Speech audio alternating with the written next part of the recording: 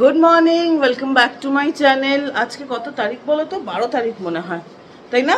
আজকে 12 তারিখ, তাই মনে হয় গো। 12 তারিখই হবে, দাঁড়াও দেখি। হ্যাঁ, ঠিকই বলেছি, 12 তারিখ জুন মাসের 2025।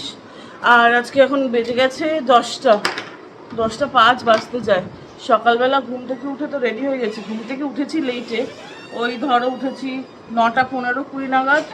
রাতে ঘুমোতে লেটই হয়, ইচ্ছে করছে না। কেন, ঘুম থেকে উঠলেই তো বাইরের ঘরে আসতে হবে। হ্যাঁ, তো আগ্নেয়গিরি আছে, ভালো লাগছে না, প্রচণ্ড গরম। আর রেডি হয়ে গেছি, যেতে হবে অফিসে। অফিসে তো কাজ চলছে না সিভিলের, তো আজকে কিছু জিনিস দেখার আছে আমার। আর প্লাস রং দাদাদেরও সাথেও কথা বলতে হবে, কেননা সাদা রং না অনেক ধরনের হয়। আমার যেটা মনে হয়, একটা ব্রোকেন হোয়াইট হয়, একটা ব্লুইশ হোয়াইট হয়, একটা অফ হোয়াইট হয়। এবার কোন সাদাটা দেবে সেটার জন্যে বাকি তোড়জোড়। আর আমার একটু পিচপিচে বাতিক প্রচণ্ড বেশি, একটু বলা ভুল। এটা এরকম না এরকম না, আমার অফিসের যে সোফাটা যেটা আমার রুমে ছিল, ওটা কেটেছিল ভুল কাপড়টা লাগানোর জন্যে। আমি অফিসে গেছিলাম, বলে গেছিলাম এইটা অফিসের বাকি লোকদের, সব কটা তো পুরুষ মানুষ, ওদের এদিকে দাও কি এদিকে দাও একই লাগে ব্যাপারটা। আমি এসে এমন তারপরে চিৎকার চেঁচামেচি করেছি আমার অফিসের লোকজনের ওপরে। আমি বলেছি তাহলে এটা তোমরা নিজেরা নিয়ে যাও। আমি সোজা উঠে বলেছিলাম এই সোফাটা যে বলেছে এরমভাবে লাগাতে, সেই বসকে বলো এই সোফাটা নিয়ে তার বাড়িতে লাগাতে। তারপরে আবার ঠিক করে কাটিয়েছে। কেন দেখো, একটা জিনিস বানাবো সেটা তো একদিনের জন্য না, রোজ রোজ আমাকে দেখতে হবে। এবার ডিজাইন সেন্স মহিলাদেরই বেশি, পুরুষদের তো অসাধারণ ডিজাইন সেন্স। যদিও কিছু কিছু পুরুষ মানুষদের কিন্তু ডিজাইন সেন্স খুবই ভালো, এরমভাবে জেনারেলাইজ করা উচিত না, কিন্তু আদতে সংখ্যায় ওরা সংখ্যালঘু হবে। আর মা এখানে ব্রেকফাস্ট বানিয়ে গেছে, কারণ অফিসে তো কাজ হচ্ছে, বাইরে থেকে কিছু আনিয়ে খাওয়াটাও একটু ডিফিকাল্ট। সিভিলের কাজ হলে যা হয়, আর জায়গাটা তো ছোট, বেসমেন্ট তার উপরে, তার জন্য মা বানিয়ে দিয়েছে এই যে মূলোর পরোটা আর আচার। এই গরমে মূলোর পরোটা খাওয়াচ্ছে, কেননা ভাইয়ের খুব খেতে ইচ্ছে হয়েছে। যদিও খেয়ে নিই, তারপর তো এসিতেই ঢুকবো, তার জন্য চাপ নেই। ভালো লাগছে না। আর আমি জানো তো কি করেছি, খালি বসে থাকলে আমি ঠোঁট কামড়াই, কামড়ে কামড়ে পুরো ফার্স্ট চামড়াটা ঠোঁটের উড়িয়ে দিয়েছি। মা দেখো, আমার মায়ের রিয়াকশন দারুণ, কি বলছে শোনো।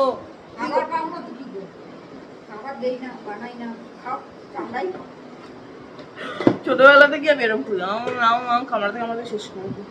তো চলো, গরমে গলা দিয়ে কিছু নাপছেও না, কষ্ট করে মূলোর পরোটা নামাই। মা বানিয়েছে, মার অবস্থাও খারাপ। খাওয়া দাওয়া হয়ে গেছে, ঘড়িতে বাজে 10টা 15। এখন জানো কি খবর এসছে? এখন খবর এসছে আজকে রঙের লোক আসবেই না। কি বলবো, তার জন্য এত তোর জোর, সকাল থেকে উঠে রেডি হওয়া। ও বাবা, এটা পড়ে আছে, এটা এই যে, সেই নাকি আসবে না। কেন? তার নাকি কি বাড়িতে কিছু কি হয়েছে আমি ঠিক জানি না। রঞ্জিত বললো ও নেই আয়েগা, উসকে ঘর মে কুছ পরেশানি হ্যায়, তো ঘরে কোনো প্রবলেম হয়েছে, তার জন্য আজকে আসবে না। তো আমার তাহলে গিয়ে লাভ নেই। যদিও আমাকে বেরোতে হবে, জনপথের ওখানে একটা কাজ আছে। জনপথ মানে হচ্ছে সিপি, কনট প্লেস, ইন্ডিয়া গেটের খুব আশেপাশেই, মানে ইন্ডিয়া গেটের কাছে, মানে ইন্ডিয়া গেটই বলা যায় ওটাকে, সিপি। তো তো তার জন্যে বেরোবো, বাট ওটা এখন না, কারণ 12টা নাগাদ আমাকে ওখানে পৌঁছতে হবে। তার জন্য 11টা 15-20, মানে 1 ঘন্টা এখন থেকে বেরোবো। আর ইনস্টাগ্রামের খুব একটা পপুলার ডেজার্ট চেইন স্নোবেরি, অনেকেই নিশ্চয়ই নাম শুনেছো। ইনস্টাগ্রামে তো খুবই পপুলার, দুজন কাপল খুলেছে, একজন 3জন বিজনেস পার্টনার খুলেছে, হাজব্যান্ড ওয়াইফ আর হাজব্যান্ডের একজন বন্ধু, স্নোবেরি বলে। তো আজকে ভাবছি যখন জনপথের দিকে যাব, ভাইকেও আমার সাথে ট্যাগ অলং করাবো, ওখানে গিয়ে স্নোবেরির কিছু একটা ট্রাই করব। খুব নাম শোনা যাচ্ছে স্নোবেরির, তো দেখা যাক খেয়ে কিরকম লাগে। আর প্রচণ্ড গরম, গরমের কথা আলাদা করে কী বা বলবো, মাথা ব্যথা কাজ করছে না। মোট কথা হচ্ছে ভালো লাগছে না, এত গরম বাবারি। কালকেও জানো তো, আমি সকালবেলা তো মাছের বাজারে গেছিলাম, তারপরে ওই রোদটা চোখে লেগেছে, আমি দুপুর নাগাদ একটা মাইগ্রেনের ওষুধ খেয়েছি। আর আমার মা তো কাহিল হচ্ছে নি। আর এখানে দেখো রান্নাঘরের দশা, সব শুক্তো বানাবে নাকি, ওই যে শুক্তোর সরঞ্জাম সব রেখেছে। আর এখানে হবে লোটে মাছ। মা বড় মাছ ভাজা দিও না। ও রাতে রাতে রাতের রান্না এখন করবে? রাতে আর করা যাচ্ছে না, রাতের জন্য হচ্ছে একটা লম্বা করে মাছের ঝোল। কালকেই এসছে রুই মাছ, ফ্রেশ ফ্রেশ মাছের ঝোল হবে। সত্যিই পারা যাচ্ছে না গো, এত গরম। তো চলো 1 ঘন্টার জন্য একটু টাইম পাস করি আর কি। ঘড়িতে বাজে 12টা। আমি ব্যাক টু বাড়ির জামা কাপড়, কোথাও যাওয়া হয়নি, কেননা সেকেন্ড মিটিংয়ে যেখানে যাব বলছিলাম জনপথে, এত গরমের জন্য মিটিং ক্যান্সেল। একদিকে ভালোই হয়েছে, যা গরম, পুড়ে গেছি। মানে বাইরে বেরোলে তো পুরো আজকে ছাই ভস্য হয়ে বাড়িতে আসবো। আর বাড়ি থেকেই মনে হচ্ছে আমার চেহারাটা পাল্টে গেছে, পাখার তলায় বসে থেকেও কোনো আরাম নেই, ভালো লাগছে না, এত গরমে টেকা দেয়। কিন্তু আমার স্নোবেরিও খাওয়া হলো না, হবে যখন সময় হবে তখন খাওয়া হবে স্নোবেরি। বিংসু বলে একটা কোনো আইটেম আছে ওদের, খুব ফেমাস। তো দেখা যাক, এর মধ্যেই হয়তো যাব, যখন সময় হবে তখন ঠিক চলে যাব। এগুলো তো আর প্ল্যান করে হয় না, মানে কখন কি কাজ এসে যায় বলা যায় না। তো বাড়িতে যখন আছি ভাবলাম আমার মা কি রান্না করছে তার মধ্যে থেকে মাকে বলি একটা রেসিপি তোমাদের সাথে শেয়ার করি। তো চলো রান্নাঘরে যাওয়া যাক। প্রচণ্ড গরম, রান্নাঘরে যে থাকবো কি করে আমি সেটা আমি বুঝতে পারছি না, এত গরম। রান্নাটা কি ড্রয়িং রুমে করবে? তোমার গরম লাগছে? বাবা, গরমও লাগে না। তুমি কি দিয়ে খেয়ে এসছো মা পৃথিবীতে? গরম লাগছে না? এতটা গরম লাগছে না। আয় রান্না করছি, কি দেখাবো। আয় গরমে কি রান্না করছি। কি আর শুক্তো একটা রান্না করবে? তুই রান্না করবো কলমি শাকের পাতাগুলো দিয়ে শাক খেলি সেদিন, আর ডাটাগুলো রেখে দিয়েছিলাম, একটু ডাটা তো, ডাটা দিয়ে শুক্তো রাখ। নিজের দিদার রান্না রাখছে এখন। আসছি আর কি, গরম তো রান্না করবো। আসো, এই দেখো বেগুন, মিষ্টি কুমড়ো, পেঁপে, কাঁচা কলা, তিত করলা, রসুন, তারপরে কলমি শাকের ডাঁটা, বিনস, বরবটি, এরকম কোয়া কোয়া 10-12টা রসুন। আসলে আমার দিদা এই শুক্তোটা এলাঞ্চা শাক দিয়ে বানাতো, কিন্তু আমার ছেলে মেয়ে এত খাবে না, তা আমি কলমি শাকের এই ডোকাগুলো দিয়ে বানাচ্ছি। কলমি শাকের ডাঁটাগুলো দিয়েও আমার দিদা বানাতো, তাই আমিও বানাচ্ছি। মশলা লাগবে নুন স্বাদ অনুযায়ী, আস্ত জিরে, আস্ত ধনে, রাঁধুনি, মৌরি, এগুলো সব একসঙ্গে বাটবো মিক্সি গ্রাইন্ডারে, বেটে মশলা। তোমার দিদা মিক্সি গ্রাইন্ডারে বাটতো? না, যাদের তো শিলনোড়া ছিল, শিলনোড়া খাওয়ার স্বাদ আলাদা। তোমার শিলার নোড়া কই? ওই কত বড়, এই শিলা নাড়াতে গেলে আমার কমা হয়ে যাবে। এত বড় শিলা, এটাকে কি করবো জানি না। তো রান্নাটা বসাই। দিয়েছি 2 চামচ, 4 চামচের। এখন এই টিটা দেবো, কারণ তেল ছিটে আসবে তো, তাই। তারপরে আমি বেগুনগুলা ভাজবো নুন দিয়ে, অল্প নুন দিয়ে এটা ভাজছি। যে বেগুনগুলো ভাজা ভাজা হয়ে গেছে, এখন তুলে নেব। গ্যাসটা সিমে করে দিই। এখন সব বেগুন বাটিতে তুলে নেব। এখন এই একই তেলে এখন সবজি দেব, এই যে সবজিগুলো দেব। স্বাদ অনুযায়ী নুন দিয়ে, এটাকে নুন দিয়ে এখন একটু নাড়িয়ে ঢাকনা দিয়ে দিয়ে ভাজবো। সবজিগুলোকে শুধু নুন দিয়ে একটু ভাজা ভাজা করতে হবে, বেশি কড়া ভাজা না, ওই সাতলানো এক রকমের। আর একটু ভাজা ভাজা হয়ে গেছে যখন দেখলো মা, তখন কিন্তু সবকটা বেগুনও এর মধ্যে মিশিয়ে দিল। তারপর আর কি, আবার একটু ঢেকে নাড়াচাড়া। এরপরে ধনে, জিরে, মৌরি আর রাঁধুনি, সাথে 1 চামচ আদা বাটার যে পেস্টটা বানিয়েছিল মা, সেটা অর্ধেকখানি এটাতে দিয়ে দিতে হবে। সেই পেস্টটা দিয়ে আবার একটু ভাজা ভাজা করে নিতে হবে। মনে রাখতে হবে সবটাই কিন্তু ঢেকে ঢেকে করতে হবে। খুলে দেখছি কিরকম হয়েছে, দেখেছো সুন্দর ভাজা ভাজা হয়েছে। এখন এখানে গরম জল করে রেখেছিলাম, গরম জল দিয়ে দেবো। টকবক টকবক করে ফুটছে। এখন ঢাকনা দিয়ে এগুলাকে একটু, ঢাকনা দিয়ে সবজিগুলাকে একটু সেদ্ধ হতে দেবো। ঢাকনাটা খুলি, এই টকবক টকবক করে সব সবজি সেদ্ধ হয়ে গেছে। এখন গ্যাসটা অফ করে বেগুন ভাজার বাটিতে এটা সব নামাবো। সবজিগুলো নামিয়ে কড়াইতে 2 চামচ সরষের তেল দিয়ে ফোড়ন দেব, রাঁধুনি আর সাদা সর্ষে দিয়ে একটু ঢাকনা দিয়ে দেবো। ফোড়নটা একটু চড়বড় চড়বড় করে উঠলে মিক্সি গ্রাইন্ডারে সব মশলাগুলো যে বেটেছিলাম অর্ধেক দিয়েছিলাম, আর অর্ধেকটা আছে, অর্ধেকটা এই তেলের মধ্যে দিয়ে একটু ভাজা ভাজা ভাজা ভাজা করে আমি এই সবজিটা এখানে ঢেলে দেবো। সব ঢেলে দিয়ে নাড়িয়ে নেবো, শুক্তো রেডি। তোমার দিদা তো এটার মধ্যে কি মাছ দিত? মাগুর মাছ বা শিং মাছ, জিওল মাছ আর কি দিত, ভাজতো না, ঝোলের লেগে দিয়ে দিত। তারপরে সেটা সবাই মিলে সকালবেলা খেত। কতজন খেত ও অনেক, তাও? অ্যাপ্রক্সিমেটলি 30 জনের মতো লোকজন সবাই মিলে খেতাম, ভালো লাগতো গরমকালে, ভালো লাগতো। এখন তোমরাও একবার বানিয়ে খেয়ে দেখো, একটু একটু আলাদা ধরনের, খেতে ভালো লাগে। কলমি শাকের তো ডাটা পাওয়াই যায়, ডাটাগুলা থাকে অল্প দিয়ে, বাকিটা বেশি লাগে না, এখানে অল্প ডাটা দিতে হবে। এই টকবক করে ফুটেছে, এখন নামিয়ে না। এই গরমে কার বাড়িতে মিস্ত্রি লেগেছে? মেশিনের আওয়াজ আসছে বাবা। যার বাড়িতেই লেগেছে তারও কষ্ট, যে দাদা কাজ করছেন তারও কষ্ট। তাকাতে পারছি না, এত রোদ, ঝলসে যাচ্ছি। আর আমার দিদার বাপের বাড়িতে এটা হতো, এই জন্যই মা বলছে মায়ের দিদা। আমার মায়ের দিদার বাড়ি মানে বাপের বাড়ি অলমোস্ট জমিদার বাড়ি ছিল ত্রিপুরাতে, মানিক ভান্ডারে। তো ওখানে আমার মায়ের দাদুর মিল, তেলের মিল, আটার মিল, চালের মিল, মুদি দোকান, শাড়ির দোকান এসব ছিল। তো ওয়ার্কার্সরাও খেত, আর রান্না আমার মায়ের দিদাই করতো, তাই না? মহা বুড়ি বলো, কত মোটু ছিল মা? তোমার আমার মিলের মতো করে। হ্যাঁ, রোজ সকালে দুপুরে রাতে রান্না করতো। হ্যাঁ, ও 3 বেলাই রান্না করতো। না, স্ন্যাক্সের কোনো কনসেপ্ট ছিল না তখন, আমার কাছে স্ন্যাক্স ছিল না। ছিল না। বিকেলবেলা খিদে পেলে কি খাবে? ও মুড়ি, মুড়ি চিরা, মুড়ি খই, সেগুলো আমরা উড়িয়ে দিয়েছি। আমি মুড়ি একদম খাই না, কাঁচা চিড়েও খাই না, পোহা খাই বা চিড়ের পোলাও। মা এখন গ্যাস টেবিল পরিষ্কার করবে। তো তখনকার দিনে তো স্ন্যাক্স ছিল না। সকালবেলা এরকম জিওল মাছের ঝোল হতো শুক্তো দিয়ে, আর দুপুরবেলা নানা তরকারি দিয়ে হতো। কি হতো আমি এক্স্যাক্টলি জানি না। আমি গেছি মা মানিক ভান্ডারে, আমি যাইনি কখনো। ত্রিপুরা গেছি, কেন আমার ফাদার সাইডেরও আমার দাদু ঠাকুমার বাড়িও ত্রিপুরাতে, কিন্তু মানিক ভান্ডারে আমার যাওয়া হয়নি। ইচ্ছে আছে যাওয়ার, দেখা যাক কখন সময় সুযোগ হয়। একবার নিশ্চয়ই যাবো, কেননা বাড়িটা এখনো আছে, তাই না মা? বাড়িটা আছে, পুকুর ছিল, একটা দিঘির মতো বড় পুকুর ছিল। কিছু গভর্নমেন্ট অফ ইন্ডিয়াকে দেওয়া হয়েছে, কিছু বিক্রি করা হয়েছে, যা হয় আর কি।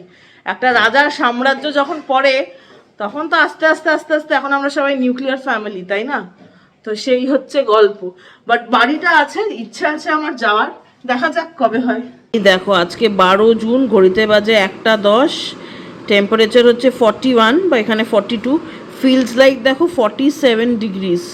কোনো ধরনের মজাক না, এতটা গরম পড়েছে যে বন্ধ হয়ে গেল ফোনটা, যে 47 ডিগ্রিজের মতো লাগছে। আর এখানে দেখাচ্ছে বৃষ্টি, ঘোড়ার মাথা, কোনো বৃষ্টি হবে না আজকে। বৃষ্টি হতে হতে রোববার দিন যদি হয়, রোববার সোমবার দিন বৃষ্টি হতে পারে, জানি না হবে কিনা। এই 47 ডিগ্রিজটার সাথে আজকে বেঁচে থাকতে হচ্ছে। মেয়ে বাড়িতে আছে, বিছানার চাদর চেঞ্জ হবে না। আজকে দেখো আরেকটা চাদর পেতে দিয়েছে মা, তার কারণ কালকে ভাই এটাতে বসে আলু ভাজা খেয়েছে সস দিয়ে, একটুখানি পড়েছিল, রাতে আর পাল্টায়নি, তো এখন পাল্টে দিয়েছে। এই চাদরটা শান্তিনিকেতনে সোনাঝুরি হাট থেকে আনা হয়েছিল, বেশ ব্রাইট। আর বাইরে রোদ মানে ঝলসানো মুরগির মতো রোদ। ঘড়িতে বাজে 3টে, এই সবে আমার মা ঠাকুর দেওয়া শেষ হয়েছে, নিজেকে পরিষ্কার করেছে, তাই তো। 47 ডিগ্রিজ আজকে, ভালো ভালো লাগছে গরমে সেদ্ধ হতে। অত লাগে না ওনার গরম, যত রাতে। দিনের বেলা যখন সূর্য মামা মাথার উপরে, ওনার তখন ঠান্ডা লাগে। যখন সূর্য মামা অস্ত যায় তখন কি গরম, কি গরম। ঘুম থেকে উঠলাম সকাল 7টা সাড়ে 8টার সময়, উঠে মুখ টুক ধুয়ে ঠাকুর নাম করে তারপরে টিফিন খাওয়া হলো, মুলার পরোটা, তো পেট ভর্তি। তারপর আস্তে আস্তে টুকটাক রান্না থাকে না, বাঁধাকপি দিয়ে মাছের মাথা। ও আজকে মা নিজেই বলবে মেনুতে কি কি আছে, বলো মা। বাঁধাকপি দিয়ে মাছের মাথা, শুক্তো, তারপরে লোটে মাছের ঝুড়ি, ডাল। গরমকাল না শীতকাল? গরম সে দুটো বয়স। শুক্তো রান্না করেছে, মাছ ভাজা কালকে খেয়েছে, আজকে আর করিনি, রাতে খাবে মাছ। রাতের রান্নাও হয়ে গেছে। মোট কথা হচ্ছে এইটাই, আমার মার গরম টরম লাগে না। উনি সবসময়, ওনার সূর্য অস্ত গেলে গরম লাগবে। তো মা তো মেনু বলেই দিয়েছে আজকে লাঞ্চের, একেবারে এলাহি ব্যাপার। গরমকালে ডাল ভাতের ওপরে যদি কিছু হয় বাড়িতে, সেটাই হচ্ছে এলাহি ব্যাপার, সেটাই হচ্ছে একেবারে বিয়ে বাড়ির মতো খাবার। তো তোমাদেরকে সাথে লুকটা শেয়ার করি আজকে রান্নার, আর শুক্তোর রেসিপি শেয়ার করলাম না, তো তোমাদের সাথে খেয়েও বলবো কিরকম হয়েছে। সাদা ভাত, নুন, লেবু, লঙ্কা তো থাকবেই। এই দেখো মাছের মাথা দিয়ে বাঁধাকপি, এটা হয় দারুণ, কিন্তু যেহেতু গরমকাল তার জন্য একটু রিফ্রেন করি। আর এইখানে হচ্ছে আমার প্রিয় লোটে মাছের ঝুড়ো, এটা দারুণ হয়, দারুণ। অলরেডি একটুখানি খেয়ে নিয়েছি আমি আর ভাই। আর ওইটা হচ্ছে শুক্তো, এই যে আমার মায়ের স্পেশাল শুক্তো। দাও আমাকে শুক্তো দিয়ে দাও, আগে শুক্তো দিয়ে খাবো। এগুলো সরিয়ে রাখি। খেয়ে বলো কেমন হয়েছে। হ্যাঁ দারুণ হয়, গরমকালে অ্যাকচুয়ালি ভালো। আমি ভাত কম খাই, শুক্তো বেশি খাবো। ঠিক আছে মা, ব্যাস দারুণ হয়েছে, দারুণ। দেখেই তো মনে হচ্ছে, এবার খেয়ে দেখা যাক কিরম। এরকম শাকের লম্বা লম্বা ডাঁটা আছে। গরম গরম গরম ভাত, গরম তরকারি, গরম। সে কখন রান্না করা হয়েছে, এত গরম, 50 ডিগ্রি গরম। আর আমি গরম খাবার খেতে পারি না। একটু গন্ধরাজ লেবু দিয়ে, গন্ধটাই ভালো, গন্ধরাজ লেবু। চলো এবার খাওয়া যাক।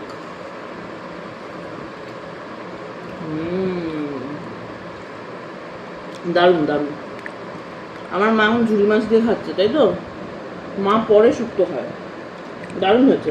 বাঁধাকপি দিয়ে মাছের মাথাটা আমি নাও খেতে পারি, কিন্তু শুক্তোটা সত্যিই ভালো হয়। ঘড়িতে এখন বাজে প্রায় 5:30। দুপুরবেলা লাঞ্চ করে আমি মা ভাই তিনজনই একটু আরাম করব। তো আরাম করব কি, ওরা দুজন তো ঘুমোলো, যদিও খবরটা পেয়েই ঘুমিয়েছে। এয়ারক্রাফট একটা বিশাল বড় ক্র্যাশ করেছে, বোয়িং মেড, কিন্তু রান করছিল আমাদের এয়ার ইন্ডিয়া। তো আমার জেনারেলি এয়ারপোর্টে প্রচণ্ড অ্যাংজাইটি হয়, মানে আমার পছন্দই না এই যে আকাশ দিয়ে যে যায়। আমার আই ডোন্ট লাইক ইট, মানে আমার ভীষণ পালপিটেশন, এটা আমি আগেও বলেছি।